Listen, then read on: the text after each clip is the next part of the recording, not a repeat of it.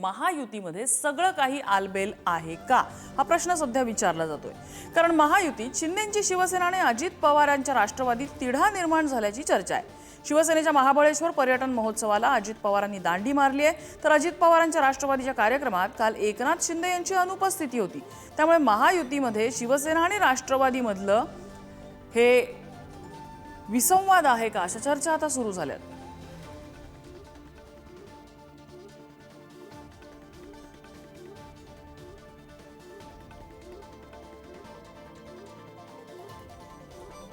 सुशांत सावंत आमचे प्रतिनिधी या संदर्भात आपल्याला अपडेट देत आहेत. सुशांत, महायुतीत नेमकं चाललंय काय?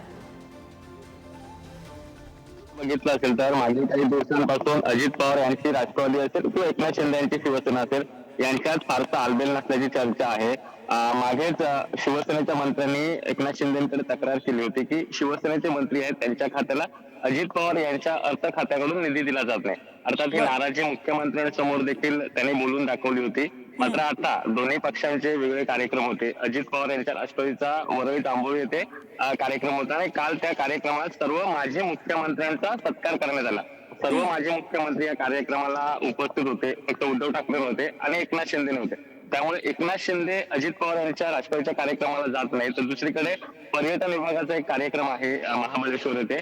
त्या कार्यक्रमाला सरकारमधील उपमुख्यमंत्री अजित पवार जात नाहीत, मुख्यमंत्री जातात आणि एकनाथ शिंदे देखील त्या कार्यक्रमाला जातात. त्यामुळे दोन्ही पक्षांचे जे परस्पर कार्यक्रम असतात त्या कार्यक्रमाला दोन्ही प्रमुख नेते पक्षाचे जात नाहीत. यामुळे कुठेतरी आता पुन्हा एकदा चर्चा सुरू झाली की अजित पवार आणि एकनाथ शिंदेमध्ये चाललंय काय, कारण महायुतीमध्ये सर्व एकत्र आहेत, एकत्र निर्णय घेत आहेत. मात्र या दोन नेत्यांकडे जर पाहिलं तर अजित पवार यांनी जर कधी बैठक बोलवली तर एकनाथ शिंदे जात नाहीत आणि एकनाथ शिंदेच्या बैठकीला अजित पवार जात नाही. त्यामुळे आता मुख्यमंत्री देवेंद्र फडणवीस या दोन्ही नेत्यांची समजूत कशी काढणार, कारण महाराष्ट्रात एक वेगळं चित्र जात आहे. विरोधकांचा देखील आरोप सातत्याने होतोय की एकनाथ शिंदे नाराज आहेत आणि अशा जर घटना घडत असतील तर नाराजी अर्थातच उघड होते. त्यामुळे आता मुख्यमंत्री यामध्ये काय मध्यस्थी करतात का हे बघणं महत्त्वाचं.